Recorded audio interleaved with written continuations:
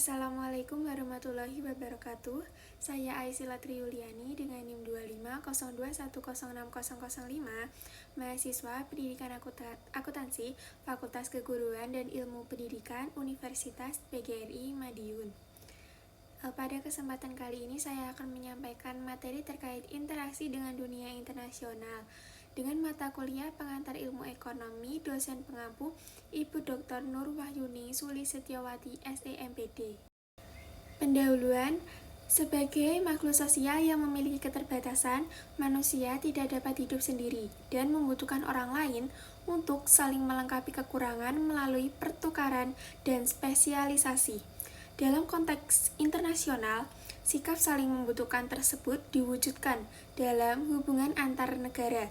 Dari sudut pandang ilmu ekonomi, hubungan antar negara dipandang sebagai proses alokasi sumber daya ekonomi untuk meningkatkan derajat hidup bersama. Setiap negara yang melakukan kerjasama internasional mengharapkan hasil yang lebih baik dibandingkan jika hidup sendiri. Bahkan dalam perkembangannya, ideologi tidak lagi menjadi pertimbangan utama dalam memilih mitra kerjasama, sebagaimana terlihat dari investasi negara-negara kapitalis ke negara-negara komunis. Fenomena ini menunjukkan pentingnya pemahaman mengenai kerjasama ekonomi global, yang dalam bab ini dibahas melalui dasar-dasar teori perdagangan internasional dan neraca pembayaran. Selanjutnya yaitu pentingnya kerjasama ekonomi internasional. Kerjasama ekonomi internasional penting karena memberikan manfaat baik jangka pendek maupun jangka panjang bagi negara-negara yang terlibat. Melalui perdagangan internasional, negara dapat meningkatkan penggunaan barang, jasa, dan faktor produksi sehingga mendorong kegiatan ekonomi. Selain itu, penanaman modal internasional mendukung pertumbuhan ekonomi dalam jangka panjang. Meningkatnya ekspor dan impor menunjukkan adanya saling ketergantungan antar negara, di mana pertumbuhan ekonomi sangat dipengaruhi oleh kemampuan ekspor dan kelancaran impor, terutama untuk barang modal dan bahan baku. Kondisi ini menegaskan bahwa tidak ada negara yang dapat berdiri sendiri, sehingga kerjasama ekonomi internasional menjadi komponen penting dalam perekonomian dunia. Selanjutnya yaitu teori-teori perdagangan internasional. Hubungan internasional sesuatu yang baru, namun sebuah paparan teoritis yang sistematis baru dikembangkan sekitar abad ke-17. Merupakan teori-teori yang mencoba memahami mengapa sebuah negara perekonomian mau melakukan kerjasama perdagangan dengan negara-negara lain, yaitu teori keunggulan absolut atau absolute advantage yang dikembangkan Adam Smith dan keunggulan komparatif yang dikembangkan oleh David Ricardo. Dalam bab ini dijelaskan teori-teori klasik tentang perdagangan internasional. Teori tersebut disempurnakan Adam Smith, David Ricardo, Hesker Ohlin, dan lain-lain. Selanjutnya yaitu keunggulan absolut. Yang pertama, teori keunggulan absolut dibangun oleh Adam Smith sebagai perbaikan atas merkantilisme.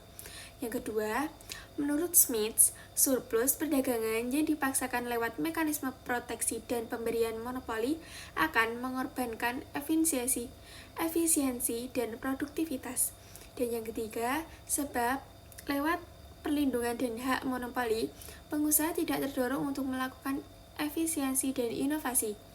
Yang keempat, yaitu harga yang harus dibayar dari kebijakan pelindungan seperti yang diusulkan merkantilisme adalah kesejahteraan atau kemakmuran rakyat. Akibatnya, dihasilkan jumlah produksi yang lebih sedikit hingga jual mahal, kualitas belum tentu baik. Sebaliknya, Smith sangat yakin perdagangan akan meningkat kemakmuran bila dilaksanakan melalui mekanisme perdagangan bebas. Melalui mekanisme perdagangan bebas, para pelaku ekonomi diarahkan untuk melakukan spesialisasi dalam upaya peningkatan efisiensi. Menurut Smith, sebaiknya spesialisasi dilakukan berdasarkan pertimbangan keunggulan absolut, yaitu keunggulan yang dilihat dari kemampuan produksi dengan biaya lebih rendah. Sebab Bila biaya produksi lebih rendah, dengan input yang sama dapat dihasilkan output yang lebih baik. Selanjutnya yaitu keunggulan kompetitif. Telah disampaikan sebelumnya bahwa teori keunggulan absolut maupun keunggulan komparatif dibangun berdasarkan pemikiran klasik. Sebagai teori klasik, kedua teori konsentrasi pada masalah penawaran perdagangan antara dua negara berdasarkan nilai Term of Trade atau TOT merupakan manifestasi dari slogan supply creates its own demand. Dalam dunia nyata, hal-hal yang diyakini teori klasik supply creates its own demand sulit ditemukan. Seringkali permintaan harus diciptakan terlebih dahulu. Penciptaan permintaan ini dilakukan dengan berbagai cara, yang sifatnya sangat mengubah faktor-faktor yang dalam model klasik dianggap ceteris paribus seperti selera, tingkat pendapatan, dan persepsi. Misalnya, iklan, sistem pembelian kredit, pelayanan purna jual, dan bantuan-bantuan pemerintah sangat efektif mengubah selera, tingkat pendapatan, dan persepsi. Dalam dunia kompetitif, yang dilakukan bukan hanya keunggulan dalam biaya produksi saja, melainkan juga keunggulan kompetitif. Perlu diperhatikan bahwa kelebihan konsep kompetitif lebih mengacu pada keunggulan kompetitif suatu bangsa atau competitive advantage of nations, bukan keunggulan kompetitif perusahaan atau competitive advantage of firms. Selanjutnya yaitu keunggulan karena faktor produksi. Faktor-faktor produksi yang memberikan kontribusi terhadap keunggulan kompetitif adalah SDM, SDA, iptek, modal, dan sarana atau prasarana. Selanjutnya yaitu keunggulan karena faktor permintaan. Yang pertama, skala dan tingkat pertumbuhan pasar domestik maupun internasional merupakan salah satu faktor penunjang peningkatan daya saing. Yang kedua, setidak-tidaknya skala pasar yang semakin besar akan menurunkan biaya produksi per unit. Selanjutnya yaitu keunggulan karena jaringan kerja industri. Yang pertama, penurunan biaya produksi, peningkatan kualitas, serta diterimanya produk oleh pasar sangat membutuhkan dukungan industri-industri terkait. Yang kedua, misalnya keunggulan kompetitif Jepang tercapai sebagai sinergi industri raksasa menengah dan industri kecil.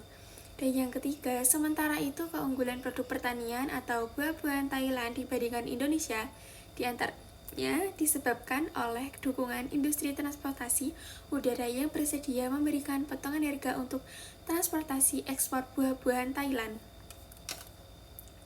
Selanjutnya yaitu keunggulan karena strategi perusahaan dan pembentukan persaingan pasar. Kondisi-kondisi kurang menguntungkan yang dihadapi perusahaan-perusahaan, misalnya persaingan antara perusahaan domestik yang sangat ketat dan tidak adanya proteksi pemerintah, akan memaksa perusahaan memperbaiki kondisi internalnya, sehingga mampu bekerja secara efisien dan produktif, menyebabkan mampu bertahan hidup dan bersaing di pasar global.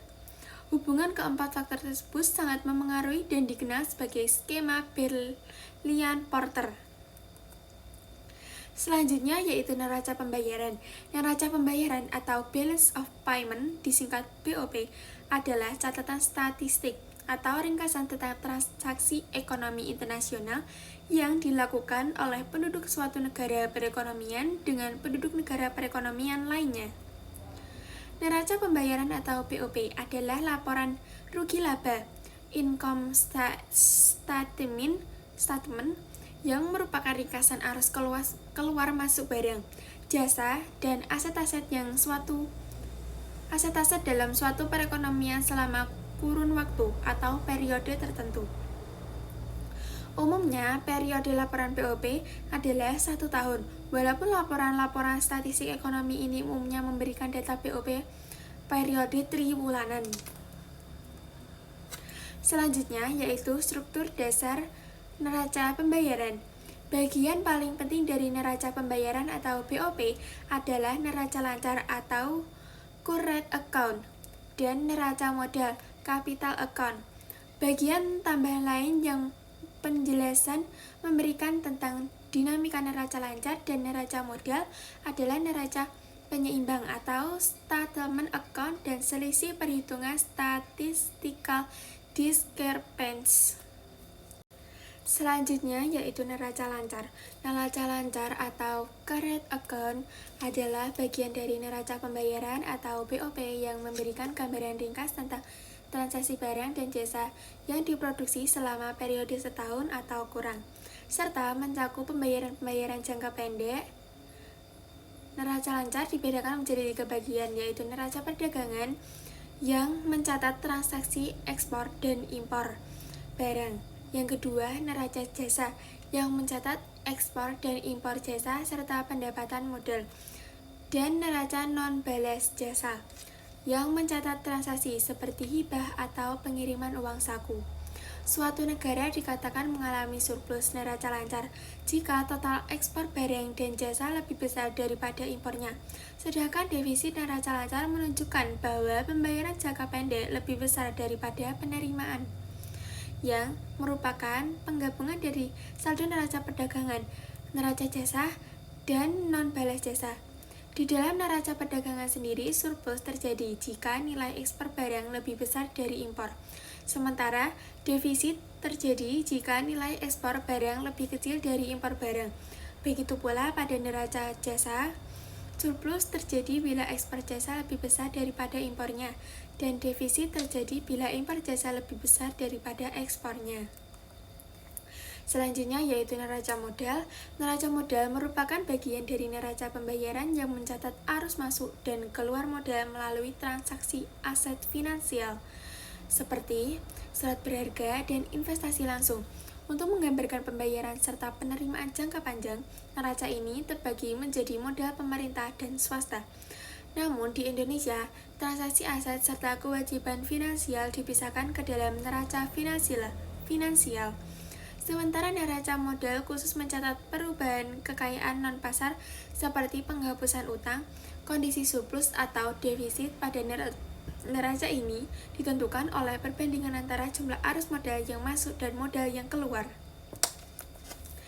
Selanjutnya yaitu neraca penyeimbangan. Neraca penyeimbang atau settlement account adalah bagian dari neraca pembayaran yang menjelaskan mekanisme pembiayaan atas surplus atau defisit yang terjadi secara teoritis. Saldo akhir neraca pembayaran harus nol, sehingga jika terjadi ketidakseimbangan yang memengaruhi nilai tukar, pemerintah akan melakukan tindakan stabilisasi. Tindakan tersebut seperti pengaturan arus keluar masuk emas serta transaksi valuta asing. Dicatat dalam neraca ini yang di Indonesia tercermin dalam bagian lalu lintas moneter. Selanjutnya yaitu selisih perhitungan.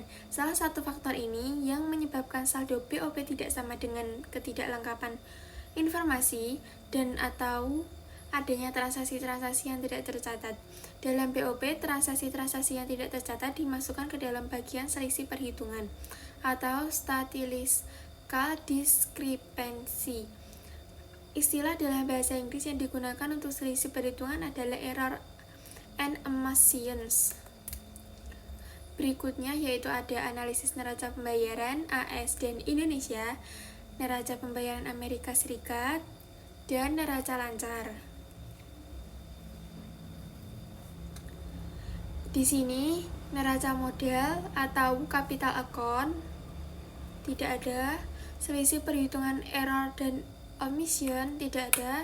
Neraca pembayaran Indonesia yang pertama neraca lancar atau current account, yang kedua pendapatan primer dan sekunder, yang ketiga EORACA modal atau capital account, keempat neraca finansial, kelima selisih perhitungan, dan yang terakhir neraca penyeimbang.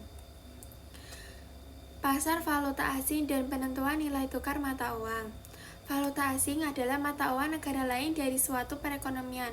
Misalnya, valuta asing bagi perekonomian Indonesia adalah mata uang lain selain rupiah, yen Jepang, ringgit Malaysia, dan baht Thailand. Biasanya mata uang negara lain diperdagangkan dalam suatu negara atau kawasan ekonomi.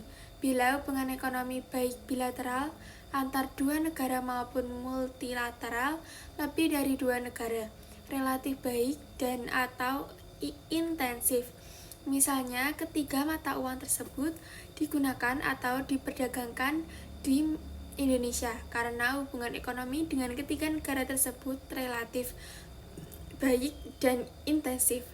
Namun, mata uang Brazil tidak diperdagangkan di Indonesia karena Indonesia tidak memiliki hubungan langsung atau intensif dengan Brazil. Selanjutnya, untuk dapat digunakan dalam kegiatan ekonomi, maka mata uang yang dipergunakan mempunyai harga tertentu dalam mata uang negara lain. Harga tersebut menggambarkan berapa banyak suatu mata uang harus dipertukarkan untuk memperoleh satu unit mata uang lain. Istilah lain dari rasio pertukaran tersebut adalah nilai tukar. Bila dikatakan nilai tukar rupiah adalah 10.000 per dolar, maka untuk memperoleh satu unit dolar AS harus disediakan sebanyak 10.000 unit rupiah. Jika kita ingin membeli satu unit komputer seharga 60 dolar per unit, maka rupiah yang harus disediakan adalah 6 juta per unit. Harga komputer per unit adalah 6 juta. Di tengah harapan penyelesaian perang dagang antara Amerika Serikat AS dan China, Presiden AS Donald Trump menyatakan akan menaikkan bea masuk bagi produk Cina. Cina tidak diam, mereka membalas. Harian rakyat di Cina menjawab, kami ingin bekerja sama, tapi ragu untuk melawan sampai akhir eskalasi perang dagang meningkat. Selanjutnya yaitu Indonesia dan perang dagang. Bagaimana dampaknya bagi Indonesia? Dampak dari dua jalur perdagangan dan jalur keuangan. Jalur perdagangan, perang dagang akan menurunkan volume perdagangan global. Ekspor akan menurun, tetapi dampak akan berbeda pada tiap negara. Negara yang pertumbuhan ekonominya sangat bergantung pada ekspor, seperti Singapura, akan terpukul. Indonesia cukup bergantung karena sumber pertumbuhan ekonominya lebih didorong oleh domestik. Indonesia dan perang dagang. Data menunjukkan rasio perdagangan internasional dalam produk domestik bruto atau PDB hanya sekitar 30%, jauh lebih rendah dibandingkan Singapura yang 200% dari PDB. Kondisi ini, dampak dari penurunan volume perdagangan global akan terbatas. Ini salah satu faktor yang menjelaskan mengapa Indonesia masih bisa tumbuh 4,6%, kedua tertinggi dari negara G20 ketika krisis keuangan global memukul volume perdagangan dunia pada 2008. Sekian presentasi dari saya. Bila ada kurang lebihnya mohon maaf. Wassalamualaikum warahmatullahi wabarakatuh.